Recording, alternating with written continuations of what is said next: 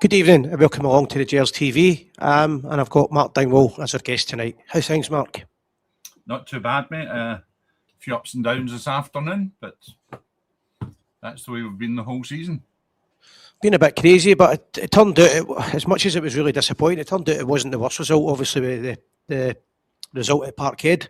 And probably the biggest winners today were Hearts.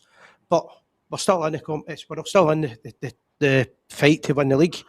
And next week's going to be massive for us. Yeah, I think there's upsides and downsides to this season, but I think part of it is, and whether we want to accept it or not, or whether we want to admit it in public, it's the kind of hilarity of the response that you've been getting from Celtic fans. They're absolutely suicidal tonight.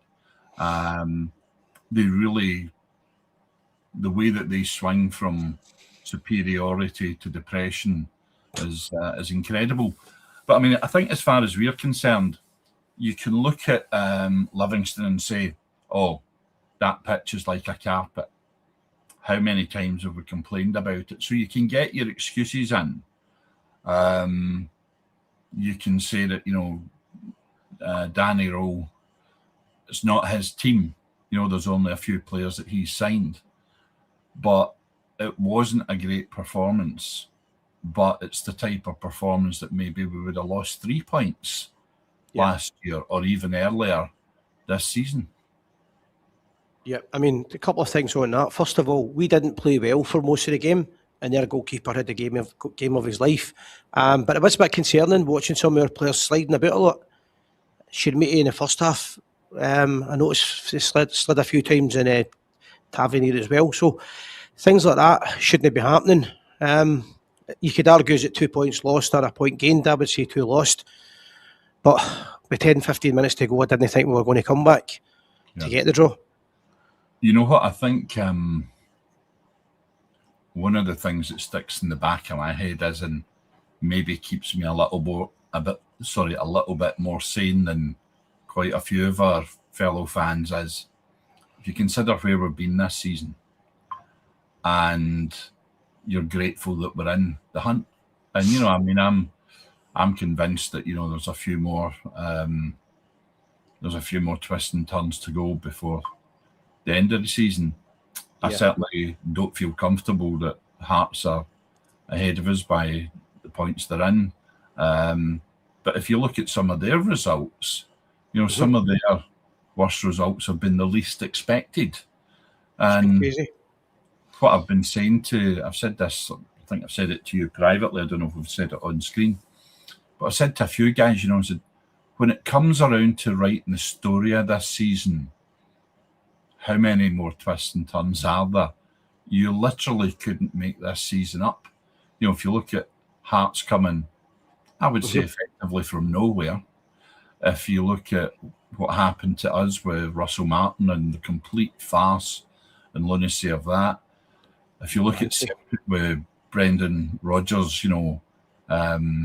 kicking up a stink, getting his backside booted out the door by Dermot Desmond, getting in Wilfred Nancy, their fans bleating about, oh, we nearly won the Champions League, because we almost drew with Bayern Munich. It's an incredible season, this. Really beyond the bounds of a novel. You couldn't make this up. Yeah, that's one of the things I want to talk about. Is I'm going to quickly play the clip from the non-awarded penalty. Get your thoughts on it. My opinion on it is, whether it's a penalty or not, it's definitely a sending off. I'm going to play it whilst we're talking through it. Yeah, and you can give me your views on it. Well, I would say the thing that you've got to remember is that even Chris Sutton thought this was a penalty. In the commentary, even Sutton, who's not known for his even-handedness, not known for his objectivity, just saying, however you look at it, it's a penalty. Some of the broadcast stuff, people are going into conspiracy theory. Why are Sky using that angle? Why are they using this other angle? Why they showed this one briefly? Why are they not showing it again? You know what? You can say it's on the line, but once you've watched it a few times, I think I think you've got to say that it's. I think that's a penalty when I watch it again. Yeah. It's definitely a sending off, whatever they give. And Rangers don't even get a foul for it. they get nothing. My concern is this is another one that just gets forgotten about in a couple of weeks' time, because I think that if Rangers had got that penalty and scored, that would have been a result that would have been a catalyst to winning the league. Oh, here's the thing about Rangers fans as a support, right? We're too forgiving. We've got short memories, and we play the game according to what the rules should be. And that's a downfall for us. I predicted to you, to anybody who's on the message board, Facebook, in real life, when they were talking about bringing in VAR in Scotland, and I said, this is only going to benefit one team only, and it ain't going to be us. Because that's how life is in Scotland. You know, that the commanding heights of the Scottish football authorities and the refereeing department, let's say, they are not Rangers minded. They are not fair minded. And people can say that's paranoia. I say that's the truth. I think it's becoming more clear. But we're talking about something like 18 goals Rangers have disallowed this season, and then you look at that incident there. Okay, it's a penalty, might not score. But Tavernier's rate in scoring penalties tells me he would score it. And the league table would look completely different tonight. I mean, there is this thing about lies, damn lies, and statistics. You know, the other week there we had. So how many minutes extra time do all the clubs get? And there was people arguing about it and whatever. And people are clinging on to one set of stats. And then I said, well, can you tell me what the methodology for that is? Is that the announced number, or is that the number that's been played? Mm-hmm. And nobody could answer, because people choose what they want to believe. They choose the statistics according to what suits them and their club best. You know, and that's human nature. But as I say, the pattern over a period of time tells you, tells you the truth. Yep. To me, it's getting to a point where you can't really enjoy a match anymore. But what's worrying for me is VAR spent, I thought, about 5 minutes checking that out. They spent all that time just to say it wasn't a penalty. That's even more concerning. I think you can actually hear them saying, oh, they're drawing lines in the background. I mean, are they drawing straight lines, or they got their protractors out and trying to draw squinty lines? You know, it's just, it's mental. How do you get this right in Scotland when, if you look at the Premiership in England, which is, you know, by far the richest league in the world, and their fans, their officials, their managers are regularly up in arms about it. It might be an aid if you were in a decent league that was run fairly. Where we are just now, it's something that just gives Celtic an incremental chance to get a result, whether against us or for them. And people can say that's paranoid. I would say, believe your own eyes. When I watched it at the time live, I thought it's a penalty. But when I watch it again, the more I watch it, the more it looks like a penalty. Mm-hmm. But you know what? With the money that we've got, even despite the signings that we've made or not made, which were good value or bad value, we should still be winning that game. Yeah, no, I agree with that. And especially, see, I believe that form takes time to develop and it takes time to lose. Mm-hmm. And here we are after Danny Rowe's record in the league, and who do we screw up against? The team at the bottom of the league on a plastic pitch. Yeah, that's telling you that this team still hasn't got what I would call the kind of the 9 in a row mentality. Aye, they never say die. It's to win these games, get them won, get to 3-0. Then you can say don't get injured, don't get booked, don't take chances. We aren't at that yet. It isn't the same quality of player that we used to have. So it's not really a surprise. The attitude that I'm taking just now might be, I would say, a rational one, but football's not got a lot to do with rationality. And the danger is that if you don't press on every game, on every player, then the standards slip. And that is what leads to losing games or drawing games, certainly to losing points.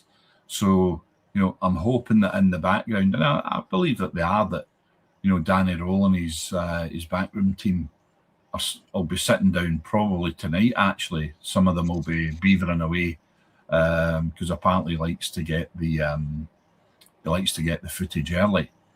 And that tomorrow morning they'll immediately be on to the guy saying, right, here's the good, the bad and the ugly from Sunday. Why couldn't you take the guy on your left foot rather than your right foot, blah, blah, blah. Here's where we went wrong. Here's where we didn't take our chances. If you'd been in this position, we would have won or we'd have had a chance for a goal.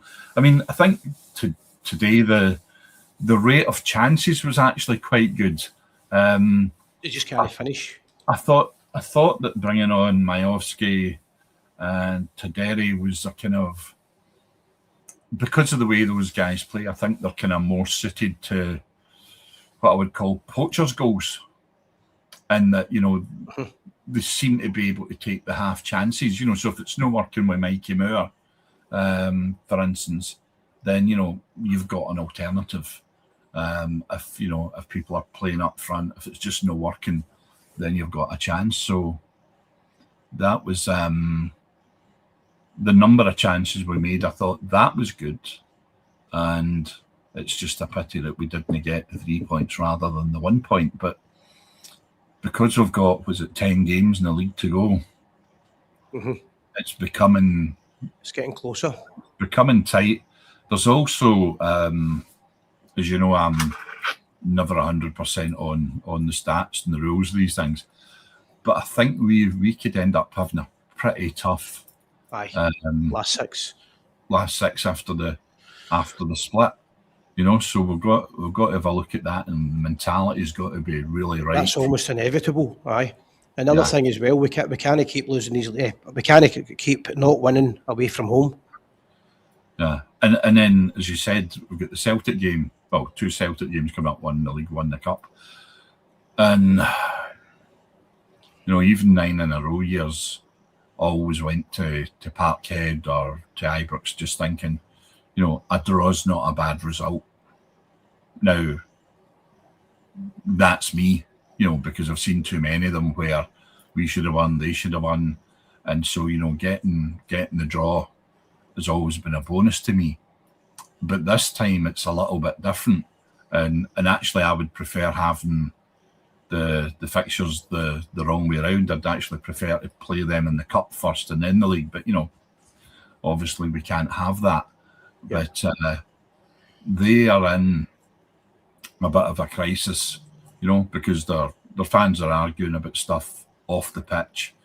It's feeding into on the pitch, and it's a wee bit like a mirror image of how we were under Martin, where there's almost no Celtic player is immune from the most screaming, shrieking, demented abuse from their fans. And whether they actually show that at Ibrox is another thing, because you tend to get right behind your team when you're at the home of the opposition in a big rivalry. But I think that might be a factor that, there'll be a lot of their players will be saying there's, you don't show weakness in the face of the enemy. But I think a lot of their players are under such pressure that some of them might actually hide from the game a bit. They might not push themselves forward to receive the ball. They might just think, well, I'll do enough so that I can't really be criticised rather than contributing the way that perhaps I should do or can do. Yeah, my worry is that I think Rangers are more than capable of winning the 2 games, the 2 Old Firms, and then going away and drawing again. This is my biggest problem. I think they're more than capable of winning the big games and comfortable doing it. But for an example, today's game, Rangers have got 2, I believe 2 of those artificial surfaces at Auchenhowie. So they should be training on them all week. There shouldn't be an excuse that the pitch is this, the pitch is that. Rangers should be more than comfortable and capable to beat teams like this. Well, there are, as they say, there are artificial pitches and there are artificial pitches. And some of them are better than others. And if you look at, I've always thought that Livingston's in particular looks like a carpet and plays like a carpet, and not a great carpet. Falkirk, as we've seen with the bounce on that pitch, is absolutely horrendous. And then again, if you look at Kilmarnock's pitch, it's another story altogether, you know. So we should know by now. I mean, if you actually saw the interview with Ali McCoist was interviewing Stephen Gerrard, and a clip came up on YouTube the other day, and Gerrard was saying it's a bit weird that you have to get ready for big games in Europe and playing some fantastic teams in Europe, getting good results, and then you're coming back and your next game is against say Hamilton Accies or whoever on a plastic pitch, and that's a great leveler. That going from fantastic Bowling Green grass pitches to playing in these kind of surfaces is a problem, and it has to be factored in. My other concern is that I thought Danny Rowe would have stuck with consistency. I thought he would have kept the same team, same formation, same style of play, but he seems to kind of change when we go away from home. It must be concerning when we drop so many points against these teams that there's going to have to get a point where we start winning games at home and away. If we don't, I don't see us winning the league if we drop any more points away from home. I think that his attitude to the players and the game is such that we're probably not going to change it. And I think from his public pronouncements on this and his team selections is that he is looking at the season as a whole. My preference, because I believe that players can get injured in training, as an example.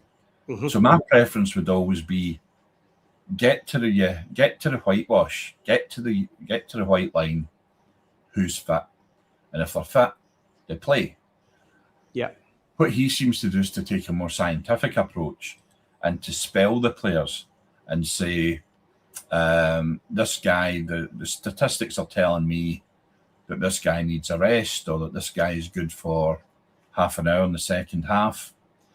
I go back to, it's a different sport right enough, but the great All Blacks captain, Sean Fitzpatrick, he played something like 78 games as the All Black captain and never missed a game. Now, he must have been going into games where he wasn't fit. But he still played. Because of the mentality of being an All Black, he knew he had to lead them because he's the captain's position. And when you talk about that, you could compare that with when Rangers got to Seville. Joe Aribo, for an example, Tavernier, and a few other players, they hardly missed a game. They literally played every week, 3 games a week, high intensity games, and they were always on form. There was times maybe they formed up a wee bit, but when it came to it mattered, they always came over the line. That is my only concern, really, that just now is the fact that are these players going to be winners or are they going to be nearly men? There was, I'll spare his blushes, but there was a member of Celtic staff talking about us in Manchester, and this guy's a Blue Nose, but he was employed by Celtic. And he said to me, I don't think Rangers will win that game simply because the level of player they've got and the number of games. Was it 68 games? 68 games we played that season. I can't remember, but it was a lot. human body's not built that way, and something's got to give, and the performances will deteriorate. So that's something that we should always factor in. As I say, my preference would be, if they're fit, getting the whitewash. Most professional athletes, most professional football players, they're all carrying some kind of chronic injury which never really heals, never gets the time to heal. They never get the operations in time. They never quite recover from an operation. They're never quite the same player again. So those are all factors which play into it. But you know what? It's the same for every team. And, we're kind of blessed where we can argue about the quality of the squad, but we've got a bigger squad than most. And frankly, the amount of money that was spent on them, I believe I had a wee look at Transfermarkt the other week, and, Celtic's team was valued about 50% more than us. But of course, we were valued, a lot more highly than any other team in the league. So I don't think we should be feeling too sorry for ourselves.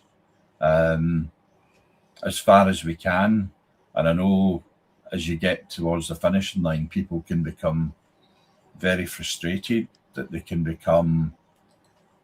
lose sense of reality. But we should be grateful that we support the team we do, and history has delivered us all these resources that maybe other teams don't have.